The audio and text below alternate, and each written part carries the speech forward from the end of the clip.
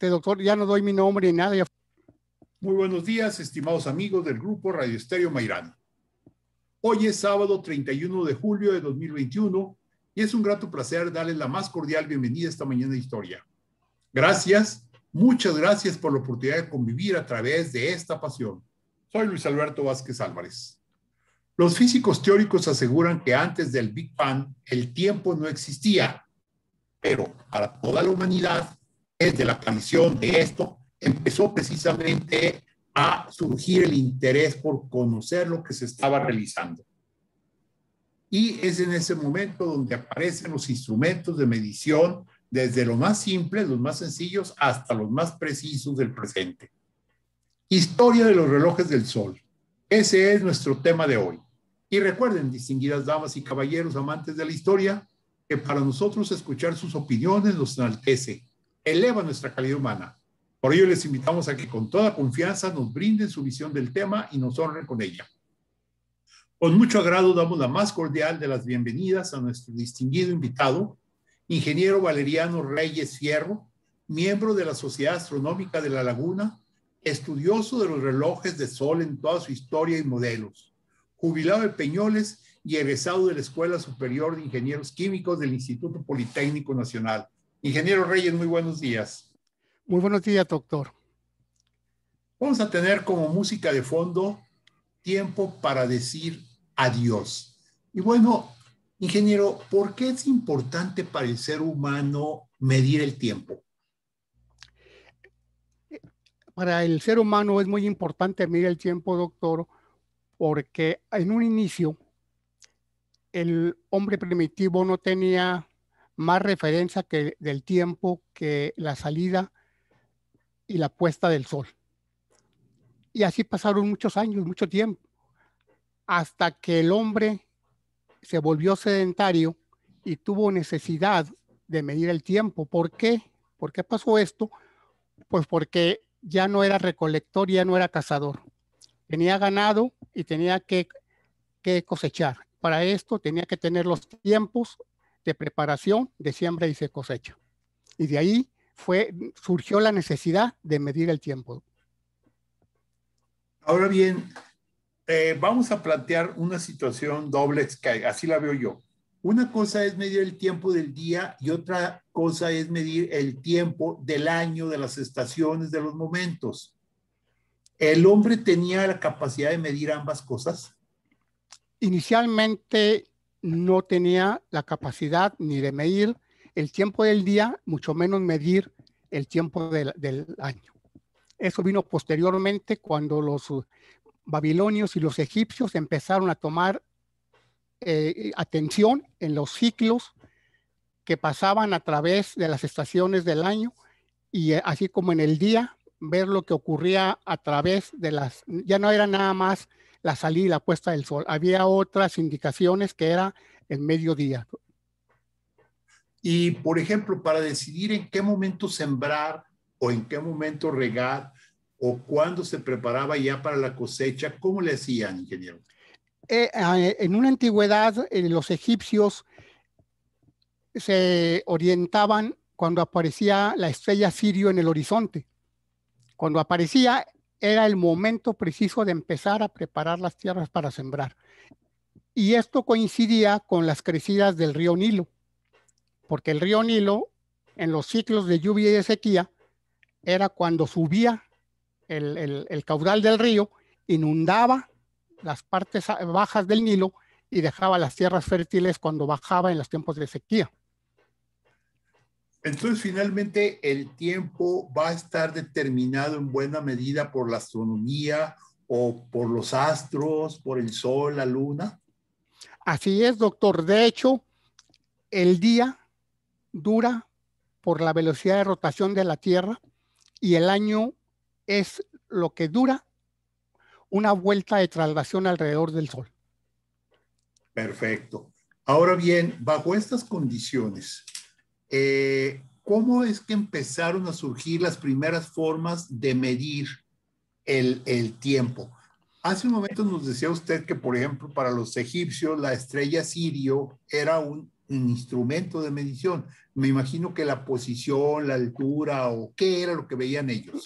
No, era cuando aparecía en el horizonte.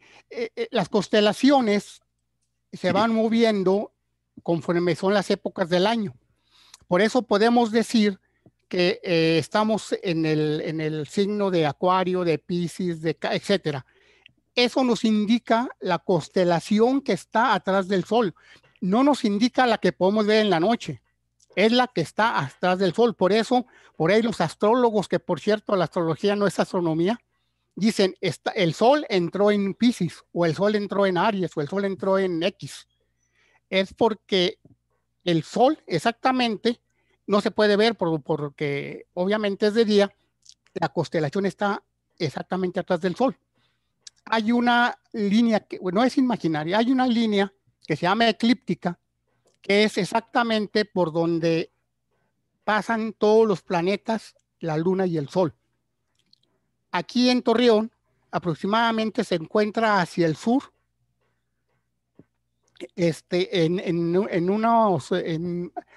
¿cómo le puedo explicar? Ahorita le digo exactamente, es en el sur, y ahí podemos ver nosotros el tránsito del Sol, la Luna y todas las constelaciones. Y en esa parte es hacia el oriente, donde se veía la aparición de las estrellas. Está, por ejemplo, en el caso de Orión, que únicamente aparece en las épocas de invierno. Y en el verano nunca se puede ver Orión. Perfecto, muy bien. Ingeniero, una pregunta. Cuando usted me propuso la idea de este programa, que a mí me parece maravilloso, la historia de los relojes de sol, me quedé pensando cuántas personas puede haber, por ejemplo, la comarca lagunera, que en particular les interesen los relojes de sol. Y entonces quiero hacerle una pregunta personal. ¿Qué fue lo que lo motivó, lo que lo incitó a usted para hacer estos estudios de la historia de los relojes en general? Yo tengo, doctor, muchos años, tengo posiblemente unos 45 años que me he interesado yo por esta ciencia. En aquellos años, estamos hablando como del año 77, 76, por ahí, me invitaron a una conferencia a la Sociedad Astronómica de México. En aquel tiempo, yo era estudiante del Politécnico y asistí a esa plática y me pareció muy interesante porque esta persona nos habló exactamente de los relojes de sol y nos indicó cómo hacer un reloj de sol relativamente simple para encontrar el mediodía solar. Cuando termina él de dar la conferencia, lo presentaron como Cricri. Era Gabilondo Soler. Sí, qué interesante. Y desde ahí a mí me llamó la atención. Inclusive, ahorita no tenemos así mucho tiempo, a mí nos mostró una ecuación matemática de cómo sacar algunas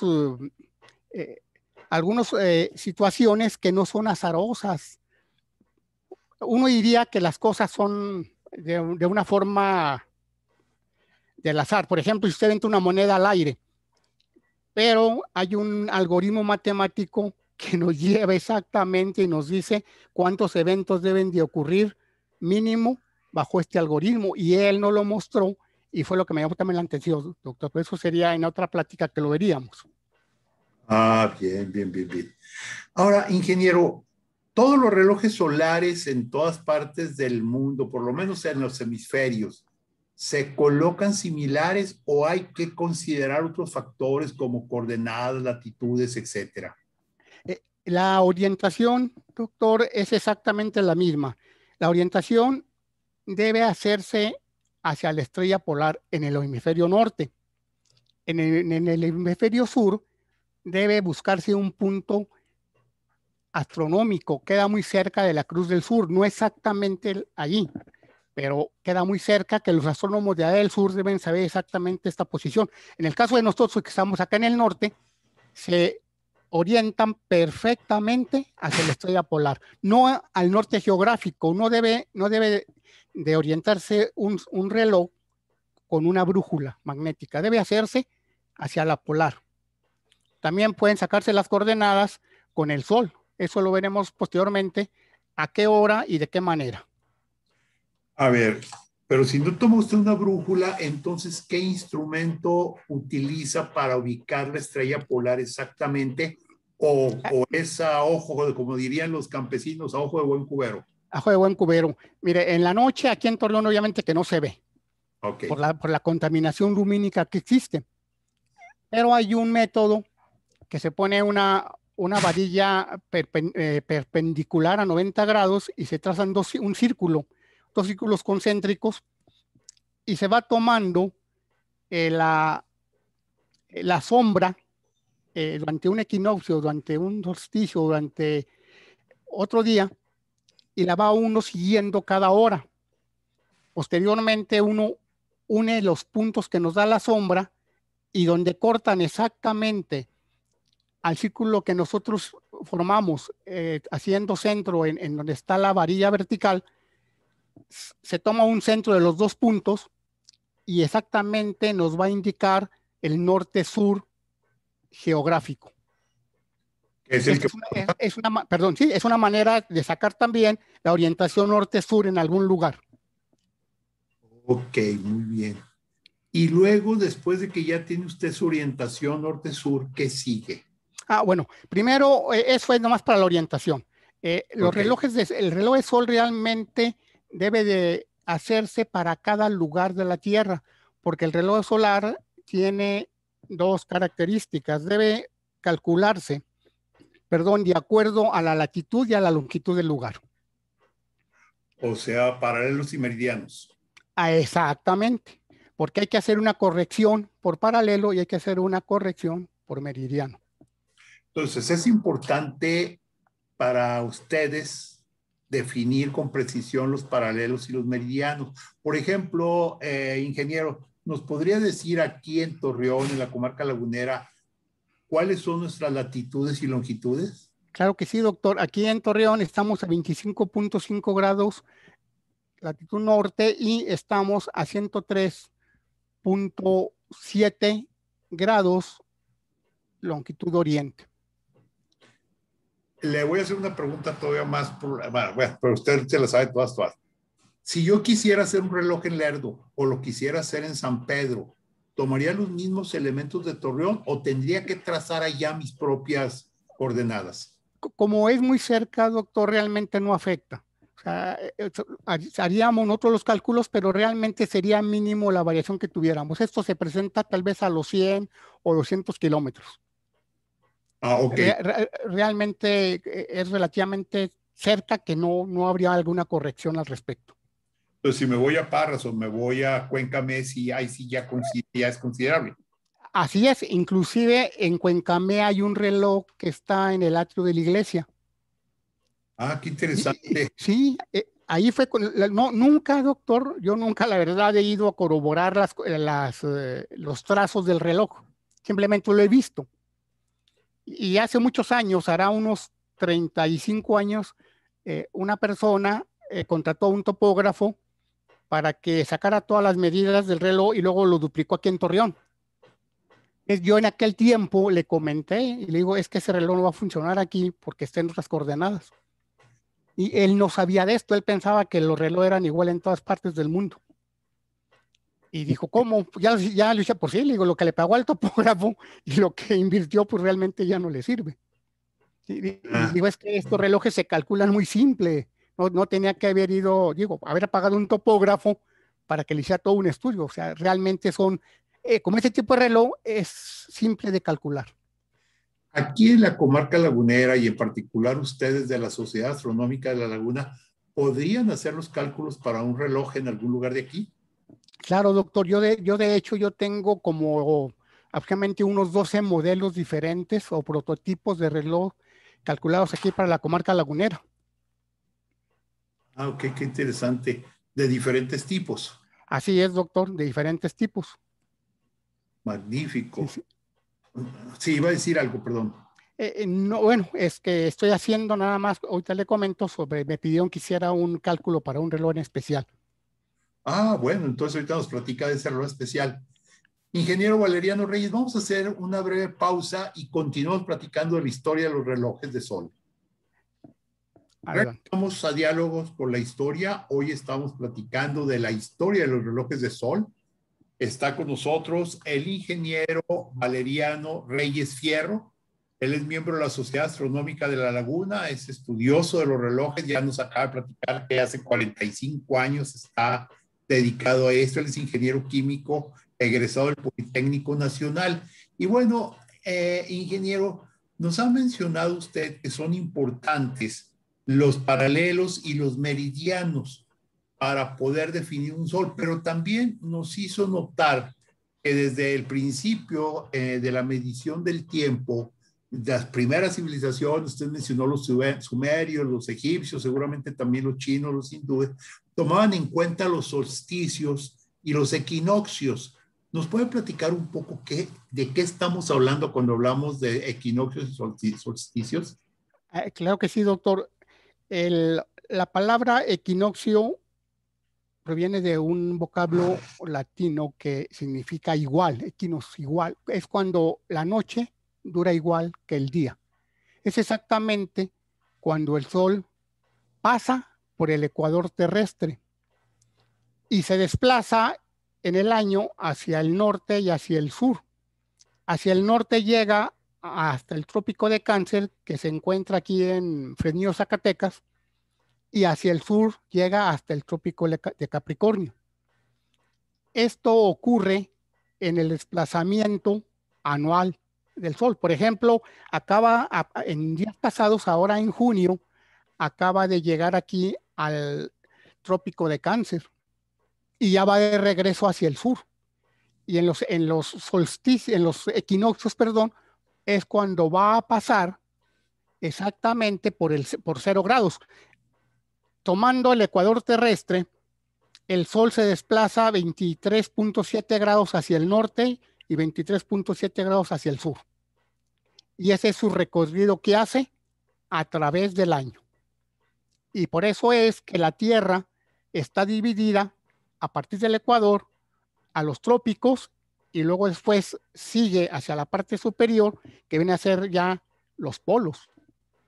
Es la zona caliente, la zona templada y la zona fría. O sea, aquí en Torreón no estamos entonces en el área tropical, estamos cerca de lo que sería área tropical, pero no estamos en el trópico. Ya estamos fuera, doctor. Estamos hacia el norte. Y aquí en Torreón el sol jamás va a estar a 90 grados. Exactamente en el solsticio que acaba de pasar, el sol, la máxima altura que alcanza son 89.7 grados, si más no recuerdo, pero no llegamos a los 90 grados. O sea, andamos cerca, pero no le llegamos. Exactamente, doctor. Y entonces, ahí es donde, ahí hay que hacer esa corrección. Ahí, en ese momento, es donde tenemos que hacer nosotros las correcciones en los relojes de sol, porque nunca va a llegar a los 90 grados. Es por eso que siempre nosotros podríamos ver, por ejemplo, aquí en Torreón, que las aceras que están al sur, siempre proyectan un mínimo de sombra. Afirmativo, doctor, en esta época. Y en la época, ahora al contrario, en diciembre es cuando el sol está lo más bajo posible. Y ahí es cuando proyecta la mayor sombra.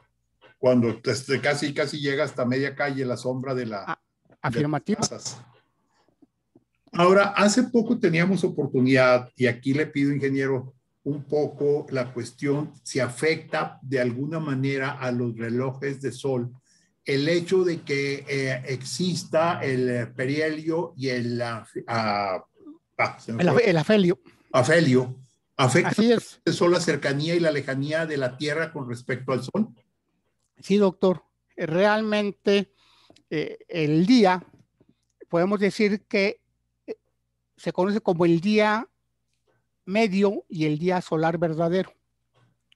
El día solar verdadero viene a ser el tiempo que transcurre en el paso consecutivo por el meridiano, o sea, por 90 grados en una parte de la Tierra. En el caso de Torreón, si nosotros tomamos ahorita la altura, el día de hoy la tomamos, y mañana volvemos a tomar el tiempo hasta que el sol llegue exactamente a 90 grados, nos va a dar un tiempo.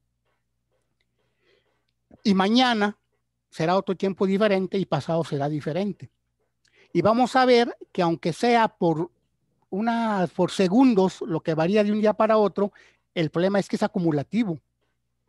Y estos tiempos se van acumulando y llega a pasar de que tenemos nosotros desde menos 14 minutos hasta más 16 minutos.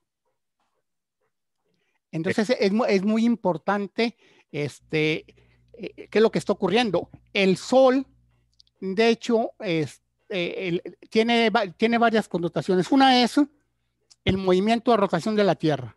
Otro es el movimiento de traslación. Otro es la excentricidad de la órbita de la Tierra. Otra viene a ser la oblicuidad de la eclíptica y la otra viene a ser exactamente lo que usted decía, la longitud del perihelio. Ok. A ver, entonces, ingeniero, ¿qué tan fácil es, pues, bajo todo esto que nos ha usted explicado, realizar o elaborar un reloj de sol? Actualmente se hace una gráfica que se llama ecuación del tiempo, en la cual en esa gráfica nosotros hacemos la corrección de los minutos que hay que quitarle o hay que ponerle al mediodía solar para que nos dé la hora civil o la hora legal.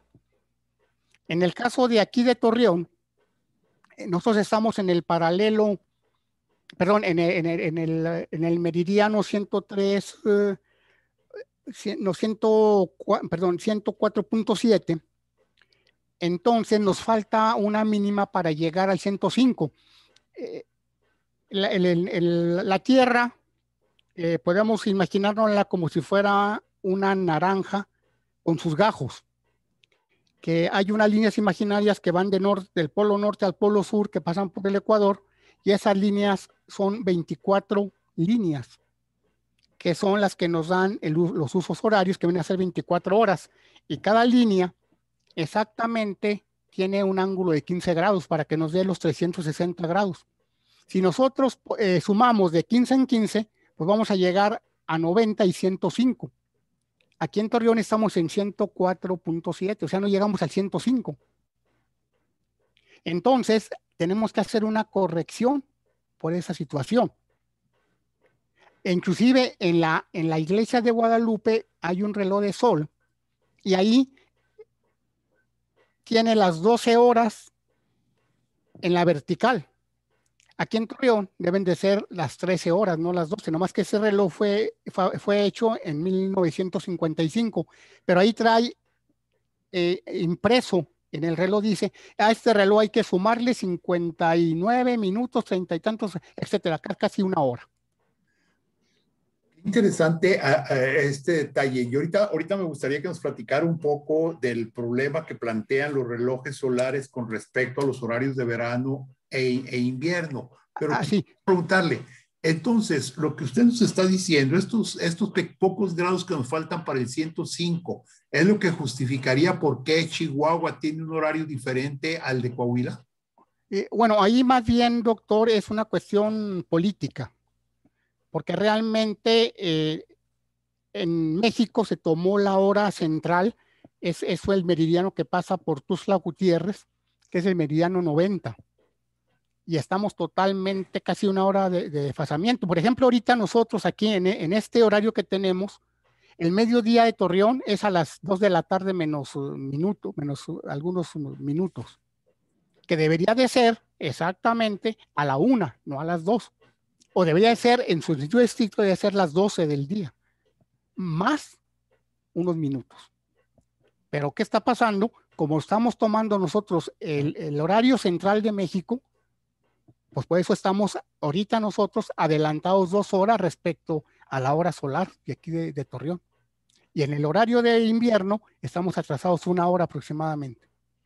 Y Chihuahua o Mazatlán, pues ya por cuestiones más bien políticas, más que de otra situación, tienen diferentes horarios, pero esto no indica la cuestión de un reloj solar. El reloj solar nos va a marcar lo que viene a ser, como se indica, la hora solar, el mediodía solar, cuando el sol está exactamente a 90 grados. En ese sentido, entonces, un reloj solar podría ser incluso más preciso que un reloj análogo. Bueno, nosotros, por ejemplo, el reloj que que estoy calculando aquí para el planetario, es un reloj analémico ecuatorial.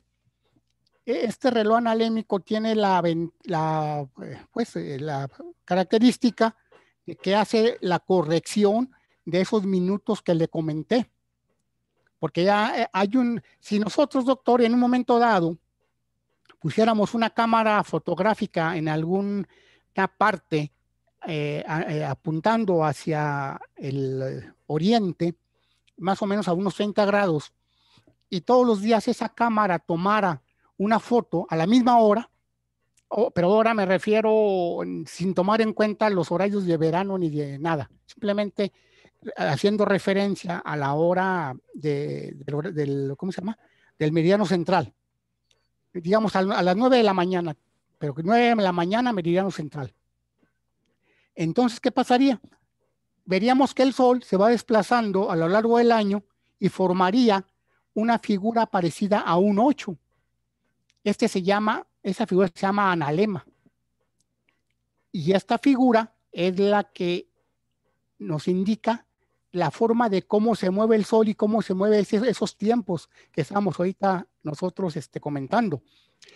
Así como a manera de ejemplo, tenemos dos máximos. El día 1 de noviembre nos da más 16.39 minutos y el 15 de mayo nos da más 3.94 minutos. Quiere decir que esos 2 días tenemos que sumarle a la hora solar esa cantidad para que nos dé la hora legal. Y tenemos unos mínimos en el 14 de febrero, que es de menos 14.27, y el 28 de julio, que es de menos 6.6 minutos. Esos días tenemos que restarle nosotros a la hora que nos da el reloj solar para esos minutos, para que nos dé la hora otra vez civil o legal.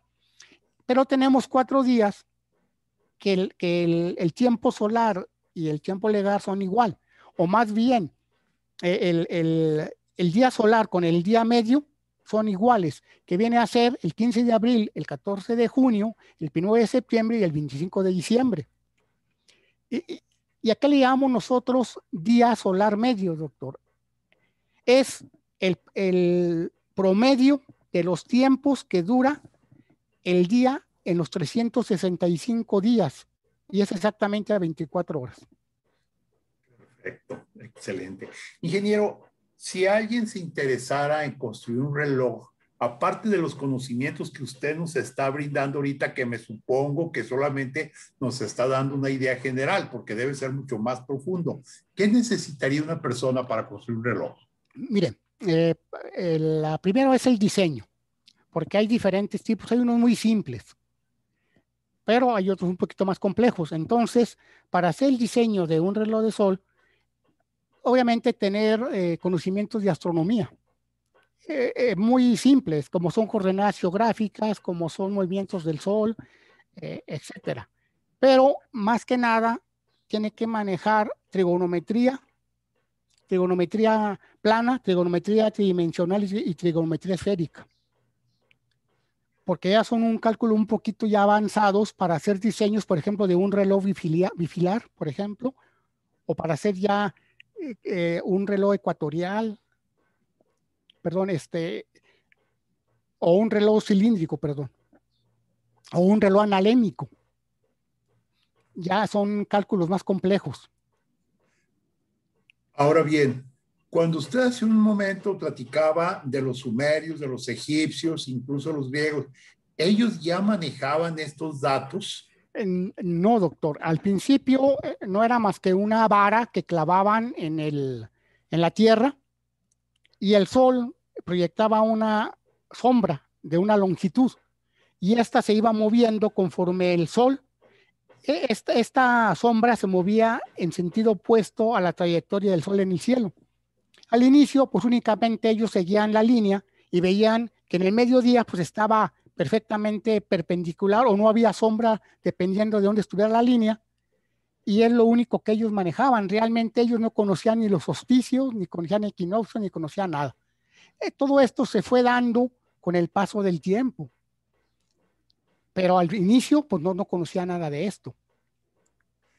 Sin embargo, podríamos decir, y a mí me gustaría que nos platicara también de experiencias de relojes solares maravillosos, increíbles, como podría ser, qué sé yo, la pirámide de Kukulcán en Chichén Itzá, por ejemplo, o la Puerta del Sol en Nazca, o las diferentes lugares de los sumerios y otros lugares, para que nos diéramos una idea más precisa de cómo es que la humanidad ha ido generando esta posibilidad de tener relojes hechos con elementos naturales, sin entrar en la tecnología electrónica que hoy todos tenemos a la mano, y sí poder conocer con profundidad cada uno de los detalles.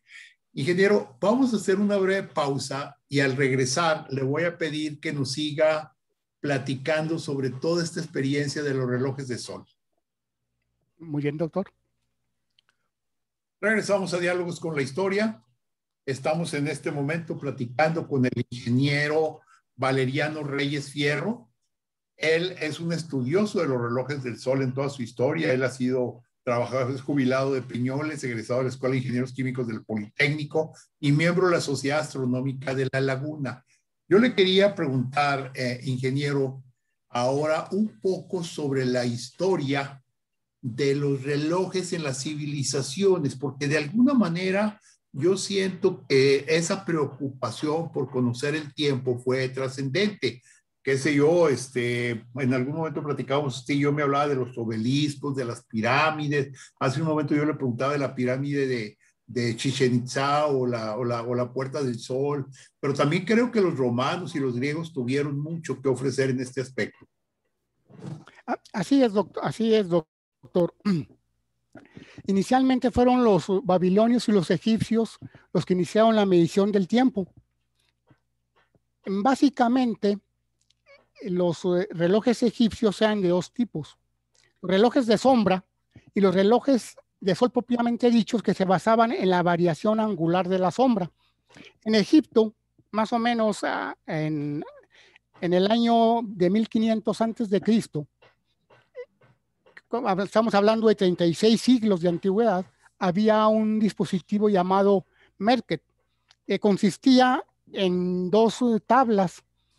Una de ellas era horizontal y tenía marcadas 7 líneas equidistantes, y la otra consistía en una T, que bueno, ahora sería como una T mayúscula, la cual estaba colocada perpendicularmente en la primera marca de la tabla horizontal.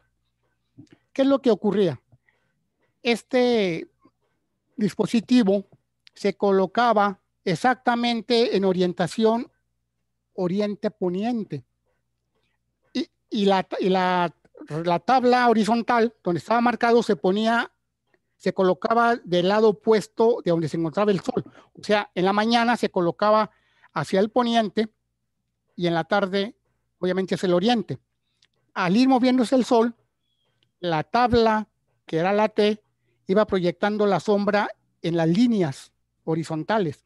Estaba dividida en 6 líneas, o sea que los egipcios hace 35 siglos habían dividido el día en 12 periodos de tiempo. No se puede llamar horas, pero eran 12 periodos.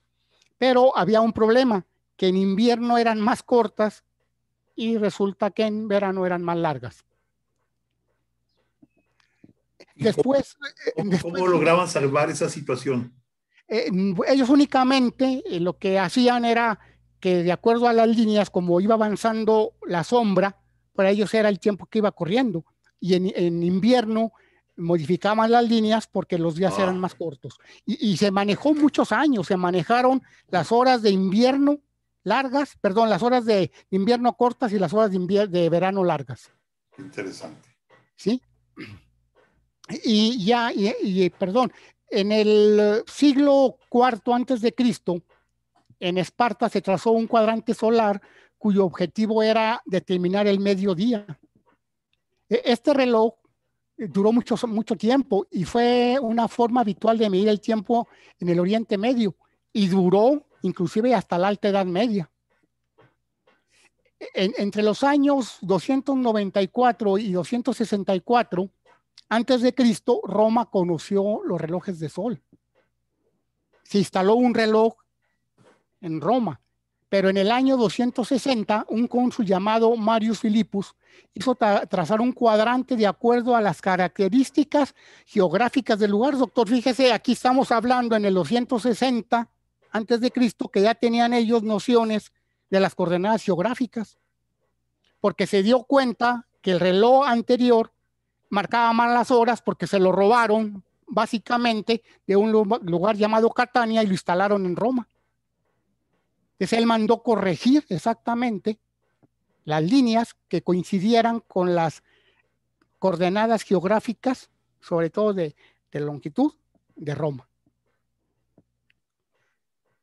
Bueno, pues realmente interesante. Sí, sí. ¿Y en qué otros lugares hemos tenido? Mire, hubo otro reloj de sol que se conoce como el reloj solar de Augusto. Este reloj fue construido en el año 10 antes de Cristo. Estuvo en una plaza circular y tenía un obelisco que medía 21.3 metros de altura y estaba coronado por un globo de bronce. Este globo proyectaba la sombra sobre la parte superior de la plaza dependiendo de la posición del sol. Y también marcaba inclusive los días. Y lo marcaba a mediodía porque era sobre la meridiana que habían trazado en este reloj. De hecho, hasta la fecha se encontraban vestigios de incrustaciones de bronce donde había estado este reloj. Y este reloj se conocía de Augusto porque curiosamente este emperador nació el 23 de septiembre del año 63 antes de Cristo, que coincidía con el equinoccio de otoño. Y en este momento la sombra del obelisco apuntaba directamente a un altar de una deidad de ellos, que era el altar de la Paz Augusta. Este obelisco de este reloj quedó en pie hasta algún día de algún siglo comprendido entre el 8 y el 12 que se cayó, se derrumbó. Y posteriormente, a finales del siglo XVIII, fue encontrado. Se volvió a restaurar y se reubicó y se encuentra actualmente enfrente del Parlamento del gobierno italiano. Ah, qué interesante. También existe, hasta ahorita existe otro reloj que se llama la Torre de los Vientos. Este reloj se encuentra en Atenas, Grecia, y fue construido 100 años antes de Cristo. Obviamente era una torrecita octogonal y tenía un reloj orientado de acuerdo a cada pared o a cada, bueno, pues podemos decir a cada pared de esta torre. Actualmente, pues ya no se ve nada de los relojes, ya no se ve ni la línea ni se ve nada, pero la torre sigue en pie. Algunas personas de alguna manera han ido allí a sobreponer líneas, pero no pintadas, simplemente en una imagen, son virtuales para ver o para darnos una idea de cómo estaban trazadas las líneas en aquel tiempo. O sea que tenía 8 relojes. Tenía 8 relojes, doctor, exactamente. Tenía uno al otro, sí. Pero ¿cómo lo leían? Porque bueno, a mí me resulta a lo mejor 4 que dan hacia el sol, pero los otros 4 eran nocturnos o ¿cómo era? No, doctor, todos son de sol. Lo que solares. Ocurre, sí, solares todos. Lo que ocurre es que de acuerdo a las coordenadas geográficas de Atenas, el sol posiblemente estaba más abajo de lo que es el trópico de Cáncer. Entonces, en alguna fecha del año, el sol pegaba en la torre sur. Pero en la torre norte, perdón, en la torre norte. En nuestro caso, aquí si hiciéramos algo, pues jamás el sol pegaría en la torre norte, porque el sol siempre estará hacia el sur. Sí. Pero si estas coordenadas están abajo del trópico de Cáncer, entonces ahí sí tendríamos, en alguna época ese sol pegaría en la pared norte. Aparte de las demás paredes, pues únicamente relojes verticales que tienen una orientación oriente o poniente. Por cierto, en los relojes se usan los términos, cuando un reloj está orientado hacia el norte, se dice que está orientado a septentrión. Cuando está orientado hacia el poniente, se dice que está orientado al poniente. Cuando está orientado al oriente, se dice que está a levante, y cuando está orientado al sur, se dice que está en meridiano. Bien. Ahora, sí, dígame, doctor. No, bueno, le pregunto. A lo largo de la historia ha habido grandes revoluciones. Usted ya nos explicó en el caso de la revolución agrícola que da lugar precisamente a eso. Pero, por ejemplo, en épocas donde ha habido cambios de mentalidad, el reloj de alguna manera ha tenido trascendencia, por ejemplo, al pasar de la Edad Media al Renacimiento o algo así. Sí, doctor. De hecho, antes, bueno, ¿qué le diré? En la Edad Media existía lo que se llamaba las horas canónicas, en las cuales existía laudes, prima, tercia, sexta, nona, víspera y completa, y maitines. Esto se daba por los conventos y por los monasterios, ¿sí? Laudes era hasta antes de que saliera el sol. Prima era en el momento en que el sol salía. Tercia era aproximadamente 3 horas después de la prima. Sexta era en el momento del mediodía, cuando el sol estaba a 90 grados, y la nona era aproximadamente 3 horas después de la sexta, que serían como las 3 de la tarde. Y la hora víspera era cuando se ocultaba el sol. La completa se decía que era cuando la gente o las personas se dormían. Pero era muy general, ¿sí? Entonces, por eso resulta que en la Edad Media, en el año de 529, se fundó la Orden de San Benito, perdón, de los benedictinos. San Benito funda la Orden de los benedictinos. Y en esta época los monasterios se convierten en centros de cultura tanto intelectual como religiosa y como económica. Pero San Benito dicta algunas normas, y una de ellas es que en los monasterios de claustro ahora va a haber, aparte de que va a haber la oración y el trabajo físico, va a haber estudio. Ya no nada más van a estar enclaustrados, o sea, ya nada más van a orar y a trabajar, van a tener que estudiar los monjes. Pero, ¿cómo le van a hacer? Y para esto tenía que definir tiempos para cada cosa. Y ahí es donde otra vez surge la necesidad de estudiar la mnemónica. La mnemónica es la ciencia que se encarga del estudio, del diseño y la construcción de relojes de sol, que la palabra viene de un vocablo griego que se llama non, que quiere decir bastón, porque, como decíamos, colocaban un bastón en el suelo y era el que proyectaba la sombra. Entonces, partiendo de lo que San Benito ordenó, se inundaron los conventos, monasterios, iglesias, catedrales de relojes de sol. Y para eso fue muy necesario que volvieran a surgir el estudio de esta ciencia, doctor. Qué increíble, qué interesante.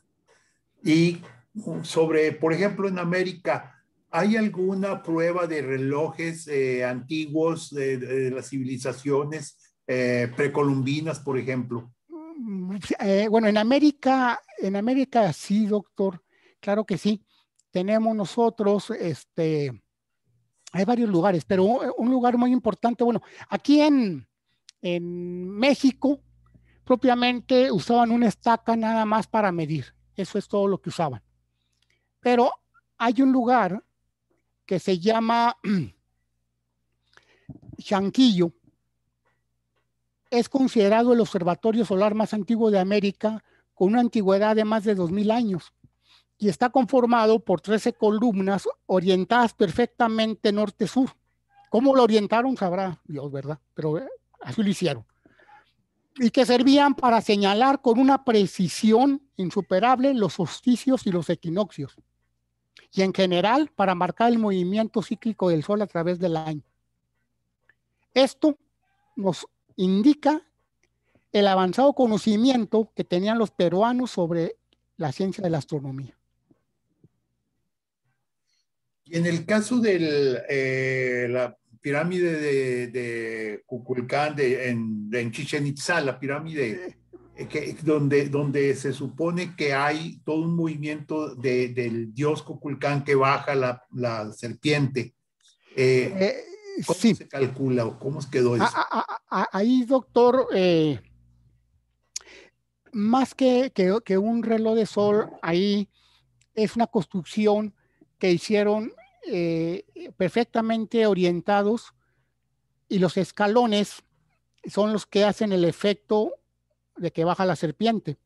Entonces, obviamente que son unos cálculos, como los hicieron realmente hoy en día, pues son un poquito complejos, porque tendrían que saber perfectamente la orientación, como le había comentado, norte-sur, pero orientada con la polar, no con una cuestión de una brújula. Y aparte, esta fue precolombina.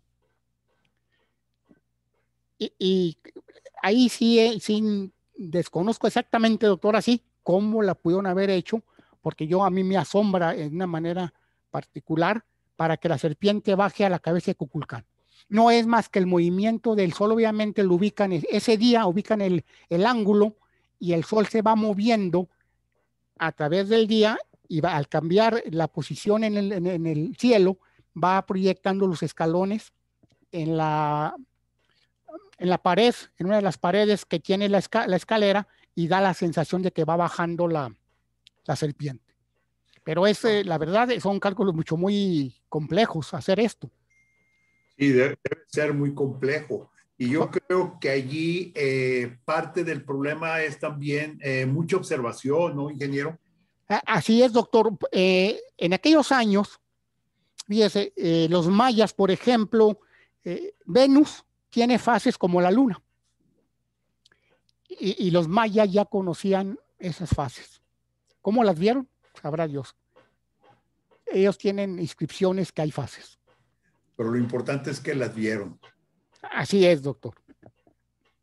Pues ha sido muy interesante, ingeniero Valeriano Reyes Fierro, miembro de la Sociedad Astronómica de La Laguna. Todos sus estudios, todos sus conocimientos sobre los relojes, pues han sido realmente maravillosos. Yo le agradezco infinitamente que haya estado con nosotros en este programa, y espero que pronto tengamos oportunidad de tener algo donde podamos estudiar más de esto. Muchísimas gracias, ingeniero Valeriano Reyes. Para servir, doctor, fue para mí un honor haber estado con usted en este programa. Muchas gracias a mi compañera Claudia Martínez Martel en la coordinación general del programa, a Roberto Ríos en la dirección de grabación, y a ustedes, estimadas amigas, amigos, los esperamos el próximo sábado, ya 7 de agosto, aquí en Diálogos con Historia. Muchas gracias, muy buenos días, muy feliz fin de semana. Sí.